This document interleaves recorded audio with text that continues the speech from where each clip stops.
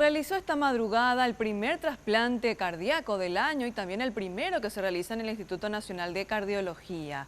El paciente beneficiado, el receptor, es un hombre de 35 años, oriundo de la ciudad de Villaú, departamento de Concepción, y estuvo 8 meses en lista de espera. También va a beneficiar a otras personas porque donó también las córneas y los riñones. Jazmín García, contanos los detalles del donante también, por favor, adelante.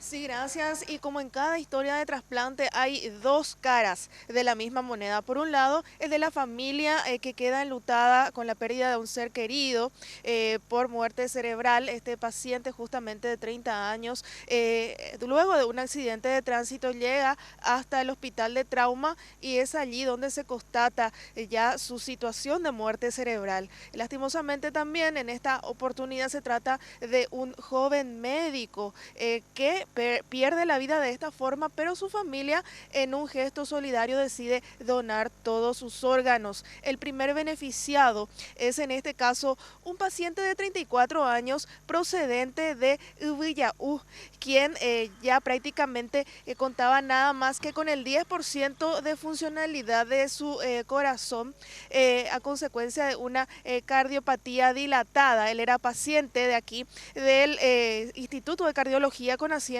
en el Hospital San Jorge. Esto es lo que decían al respecto los cirujanos que participaron de este trasplante.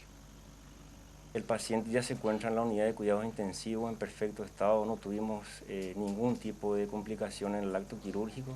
El proceso en sí se inició alrededor de las 23 horas con la ablación de los órganos en el Centro de Emergencias Médicas y continuó con el trasplante propiamente dicho acá en nuestra institución, que comenzó alrededor de las 4 y media de la mañana y que acabamos de culminar. El paciente se encuentra en este momento estable, todavía conectado a un respirador como todo paciente trasplantado en la unidad de cuidados intensivos. Y como todos ustedes saben, ¿verdad? Es una etapa culminada con éxito y ahora debemos esperar las primeras horas para ver la evolución del mismo. Acuérdense que es una intervención de alta complejidad y todavía debemos ser cautos y prudentes y esperar que la evolución sea favorable.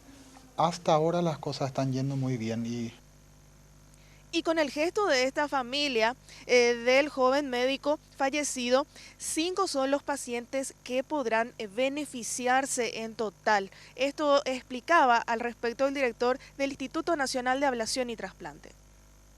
Benefició a un trasplante cardíaco, 2 trasplantes renales, 2 trasplantes de córneas. Que la donación en este caso provino de un joven médico, el nombre no lo vamos a dar desde luego, pero un médico muy capacitado, cirujano del área de la cirugía vascular del Instituto de Previsión Social, quien ha fallecido en la modalidad que llamamos muerte encefálica y cuya familia ha tomado la iniciativa de que los órganos de este colega sean donados, ¿verdad?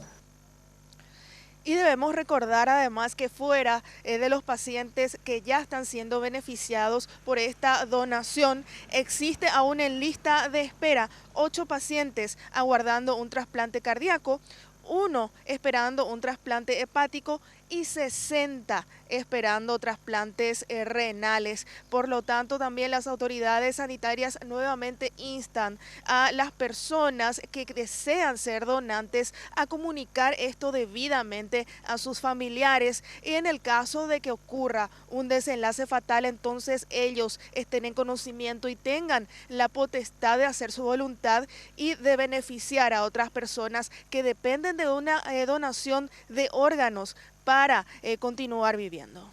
Mismo Jazmín, y eso que decías es muy importante tener en cuenta, es realmente muy noble, un gesto noble y loable, altruista, el que dio la familia de este joven médico de apenas 30 años que sufrió un accidente automovilístico y decidieron donar los órganos de esta persona para que otras personas sigan viviendo.